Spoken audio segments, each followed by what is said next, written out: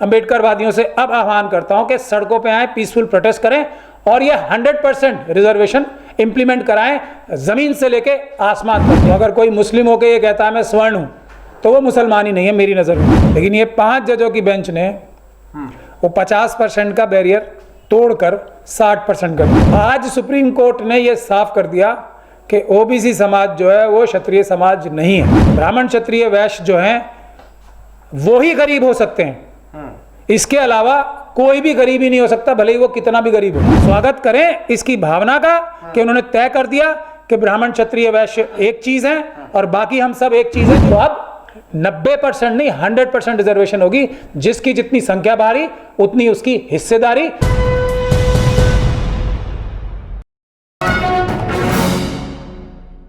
आज supreme court के 5 जजेस की बेंच ने एक ऐसा फैसला सुनाया है कि जो इस वक्त बड़ी ब्रेकिंग बना हुआ है और चर्चा का विषय बना हुआ है। आपको याद होगा 2019 में मोदी सरकार ने एक निर्णय लिया था कि 10% आरक्षण दिया जाएगा ईडब्ल्यूएस स्वर्णों को, और उसी पर जब दर्जन भर से ज्यादा याचिकाएं सुप्रीम कोर्ट में डाली गईं तब उस पर रोक लगा दी गई थी। लेकिन आज उस पर फैसला आया है 3-2 से। 3 जजेस उसके पक्ष में फैसला सुनाते हुए नजर आए और 2 ने उसके हक में फैसला नहीं दिया है। तो ये जो 10% आरक्षण ईडब्ल्यूएस देने की बात की गई है, आखिर इसके पीछे वजह क्या है, ये पूरा मामला क्या है, हमारे साथ बातचीत करने के लिए सुप्रीम कोर्ट के वकील महमूद पराचा मौजूद हैं। पराचा साहब, सुप्रीम कोर्ट के वकील हैं आप, और आज सुप्रीम कोर्ट ने एक बड़ा फैसला दिया है। सुप्रीम कोर्ट की 5 जजेस की जो बेंच है उसमें से 3-2 से यह फैसला सामने आया है, जिसमें 10% ईडब्ल्यूएस स्वर्णों को दिया जाएगा आरक्षण। आपका क्या कहना है इस पर? मेरा ये कहना है, एक तो आपने जो ये बताया कि उस पर रोक लगा दी थी सुप्रीम कोर्ट ने, रोक नहीं लगाई थी। एक इंदिरा साहनी जजमेंट है जो ये कहती है, और वो 9 जजों की बेंच थी, कि 50% से ज़्यादा रिजर्वेशन नहीं हो सकती, वो गैर कानूनी, गैर संवैधानिक होगी, गैर आईनी होगी। लेकिन ये 5 जजों की बेंच ने वो 50% का बैरियर तोड़कर 60% कर दिया है। अभी मुझे किरण रिजिजू साहब की एक अभी 2 दिन पहले ही की स्टेटमेंट जो उन्होंने कही थी कि सुप्रीम कोर्ट के और हाई कोर्ट के जजेस की अपॉइंटमेंट में राजनीति सबसे ज़्यादा राजनीति है, ये हमारे लॉ मिनिस्टर साहब ने कही थी। तो अभी मुझे अचानक उनकी ये स्टेटमेंट जो कि ताज़ी है याद आ गई। तो जब अपॉइंटमेंट में राजनीति हमारे होम मिनिस्टर, ये लॉ मिनिस्टर साहब मान सकते हैं, तो राजनीतिक फैसले तो आना एक नेचुरल कॉरोलरी है। और राजनीति को आज के टाइम में सबसे गंदी चीज़ माना जाता है। ये दुख की बात है, परंतु बात ये सच्चाई एक बन के उभर के आ गई है कि जो भी व्यक्ति ने राजनीति करता है उसको लोग एक बुरा व्यक्ति समझते हैं, बुरी चीज़ मानी जाती है राजनीति को। तो जो लॉ मिनिस्टर हैं वो सुप्रीम कोर्ट और हाई कोर्ट के और दूसरे जुडिशरी के जो जजेस अपॉइंट होते हैं उनको राजनीति से ग्रसित मानते हैं, और लॉ मिनिस्टर ये भी कहते हैं कि वो सबसे ज़्यादा, यानी कि सबसे बुरी चीज़ जजेस के अपॉइंटमेंट में हो रही है। तो इसी से हम अंदाज़ा लगा सकते हैं कि फैसले किस प्रकार से आएंगे। ये भी एक किरण रिजिजू साहब की जजमेंट के हिसाब से ही फैसला आया हुआ लगता है। अब इसमें बात समझ लीजिए क्या हुआ। हम अपने बहुत सारे मित्रों को जो ओबीसी समाज से आते हैं, हम भी और हम जो अम्बेडकरवादी हैं, हार्डकोर अम्बेडकरवादी हैं, एक बात कहते थे तो हमसे बड़े नाराज़ होते थे। वो ये बोलते थे कि हम तो मार्शल कौम है, हम तो क्षत्रिय हैं। तो आज सुप्रीम कोर्ट ने ये साफ कर दिया कि ओबीसी समाज जो है वो क्षत्रिय समाज नहीं है, वो कुछ और है। वो हमारी नज़र में बहुत ज़्यादा बहादुर हैं, बहुत ज़्यादा अक्लमंद हैं, बहुत ज़्यादा ताकतवर हैं और बहुत ज़्यादा ईमान और इंसाफ पसंद हैं, पर वो क्षत्रिय नहीं है। ये सुप्रीम कोर्ट ने आज फैसला कर दिया। तो एक तो हमारे जो मित्रगण हैं उनको, ओबीसी समाज के जो इस बात को हमसे कहते थे, तो मैं उनको भी एक मैसेज दे रहा हूँ कि अब तो सरकार ने नहीं, सुप्रीम कोर्ट ने ये फैसला कर दिया कि ओबीसी समाज क्षत्रिय नहीं होता। अब इससे आगे चलते हैं। एक और फैसला हुआ है जिसकी हमें धन्यवाद करना चाहिए सुप्रीम कोर्ट का। उन्होंने एक और बात साफ कर दी कि देश में रिजर्वेशन और कास्ट जो है सबसे ऊपर है देश में। ब्राह्मण क्षत्रिय वैश्य जो सो कॉल्ड स्वर्ण अपने आप को कहना चाहते हैं, वो एक अलग चीज होते हैं और बाकी सभी लोग एक अलग चीज होते हैं। ये भी सुप्रीम कोर्ट का मैं धन्यवाद करना चाहूंगा, इस जजमेंट के माध्यम से उन्होंने ये बात क्लियर कर दी है। पहले नहीं हो रही थी साफ, पहले एकदम साफ नहीं थी, मतलब हम लोग कहते रहते थे, लोग मानते नहीं थे। तो अब सुप्रीम कोर्ट का मैं धन्यवाद करना चाहता हूं कि उन्होंने एकदम क्लियर कर दी है बात कि ब्राह्मण क्षत्रिय वैश्य जो हैं वो ही गरीब हो सकते हैं, इसके अलावा कोई भी गरीब ही नहीं हो सकता, भले ही वो कितना भी गरीब हो, क्योंकि ये कोई अलग चीज है और बाकी सब हम लोग कोई अलग चीज है। ये बात सुप्रीम कोर्ट ने की, तो मैं सुप्रीम कोर्ट का धन्यवाद करना चाहता हूं कि गरीब वही हो सकता है, रिजर्वेशन गरीबी की बुनियाद पे उसी को मिल सकती है जो ब्राह्मण क्षत्रिय और वैश्य कम्युनिटी से आता है। तो अब तीसरी बात बहुत इंपॉर्टेंट ये है कि ये 10% जो है ना जी, हम क्या कहते हैं, देश में दो ही वाद हैं, एक मनुवाद और एक अम्बेडकरवाद। जो मनुवाद और मनुवादी मानसिकता के लोग हैं वो ईडब्ल्यूएस वाले लोग हैं। अब अम्बेडकरवादियों का इंसाफ समझिए, ये 10% उनके लिए अभी भी कम है, 1 या 1.5% कम है। अब सुप्रीम कोर्ट ने 50% रिजर्वेशन का कैप हटा दिया।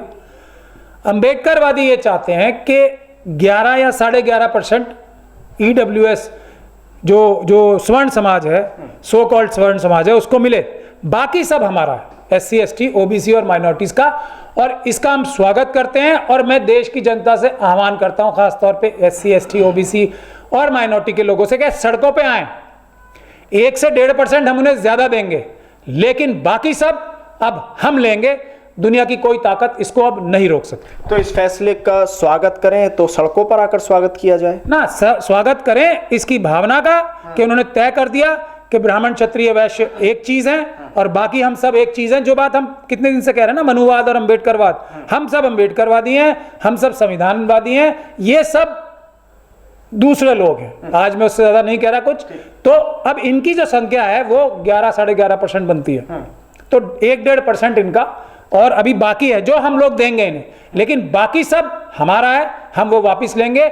और जो अंबेडकर साहब की जो थ्योरी है और जो काशीराम साहब ने जो एकदम क्लियर कही थी, जिसकी जितनी संख्या भारी उसकी उतनी हिस्सेदारी। अब इंदिरा साहनी वाले केस का जो एक बैरियर था कि 50% से ज्यादा रिजर्वेशन हो ही नहीं सकती, वो आज खत्म हो गया है। तो अब 90% नहीं 100% रिजर्वेशन होगी, जिसकी जितनी संख्या भारी उतनी उसकी हिस्सेदारी। जैसे 2 अप्रैल को 2018 को प्रदर्शन हुआ था, भारत बंद हुआ था, उसी तर्ज पे मैं सभी से अंबेडकरवादियों से अब आह्वान करता हूं कि सड़कों पे आए, पीसफुल प्रोटेस्ट करें और ये 100% रिजर्वेशन इंप्लीमेंट कराएं, जमीन से लेके आसमान तक, यानी कि मेरे ख्याल से जमीन के नीचे से भी लेके और आसमान तक। क्या इसका कोई फायदा, जो ये फैसला हुआ है और जो सरकारी निर्णय पर मोहर लगाई गई है सुप्रीम कोर्ट की तरफ से, और प्रधानमंत्री नरेंद्र मोदी की वो स्पीच भी अब बहुत तेजी से ट्विटर पर जो पूरी एक टीम है और IT सेल है वो वायरल कर रहा है कि हमने ही ये काम किया है कि स्वर्णों को 10% आरक्षण दिलाया है, तो क्या इसका फायदा आने वाले वक्त में या जहां जहां चुनाव होने वाले हैं वहां बीजेपी लुभाएगी?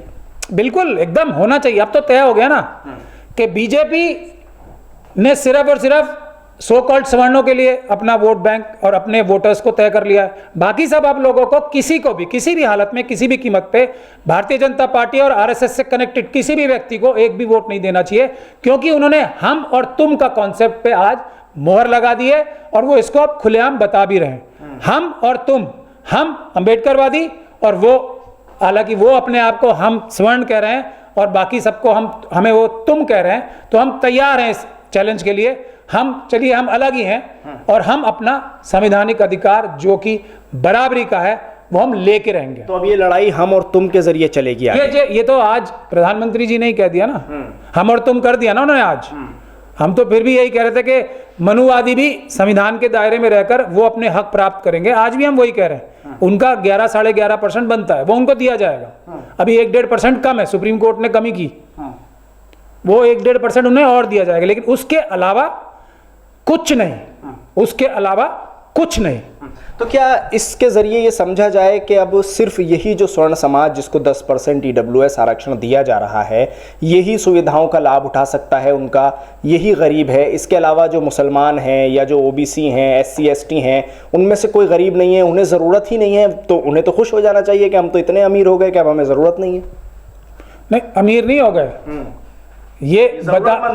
ये बता दिया कि आप लोग अगर किसी स्वर्ण नहीं हो तो फिर आप गरीब नहीं हो सकते, फिर आपको गरीबी का फायदा सरकार नहीं दे सकती, नहीं देगी। अब जो मुस्लिम, क्रिश्चियन, बौद्ध, ये सब तो मनुवादियों की नज़र में अवर्ण हैं। अच्छा। हम तो सिस्टम का हिस्सा ही नहीं है, तो हम स्वर्ण नहीं हो सकते, किसी भी हालत में नहीं हो सकते, किसी भी कीमत पे नहीं हो सकते। और इन सभी धर्मों में तो वर्ण व्यवस्था है ही नहीं। अगर जो भी मानता है वो इन धर्मों का मानने वाला है ही नहीं। तो अगर कोई मुस्लिम होकर ये कहता है मैं स्वर्ण हूँ, तो वो मुसलमान ही नहीं है मेरी नज़र में तो। और अगर वो है तो अपने मुंह से कहता है, तो उसको किसी भी प्रकार की मुस्लिम समुदाय से अपनी जो नाता है वो तोड़ लेना चाहिए। ठीक, शुक्रिया बातचीत करने के लिए पराचा साहब इस पूरे मुद्दे पर। तो सुना आपने जो जजमेंट आज आई है, 3-2 से जो फैसला सुनाया गया है, और सरकार के उस निर्णय पर आज सुप्रीम कोर्ट ने मोहर लगाई है कि जिसमें यह कहा गया था कि 10% आरक्षण दिया जाएगा। आज ये तय हो गया कि अब ये लड़ाई जिस तरह से आगे बढ़ेगी उसे आप ये ज़रूर तय कर सकते हैं कि प्रधानमंत्री नरेंद्र मोदी की जिस स्पीच को आज वायरल किया जा रहा है ट्विटर पर, और बहुत तेजी से वो छोटा सा क्लिप दिखाया जा रहा है जिसमें ये कहा जा रहा है कि ये भी हमने करके दिखाया, ये भी हमारी सरकार ने करके दिखाया कि स्वर्णों को 10% आरक्षण दिया, ईडब्ल्यूएस दिया। तो अब ये लड़ाई हम और तुम के जरिए मैदान जंग में आएगी और इसी तरह से आगे बढ़ती नजर आएगी। दिल्ली से कैमरा पर्सन नाजिम के साथ न्यूज़ एमएक्स के लिए साहिल नकवी।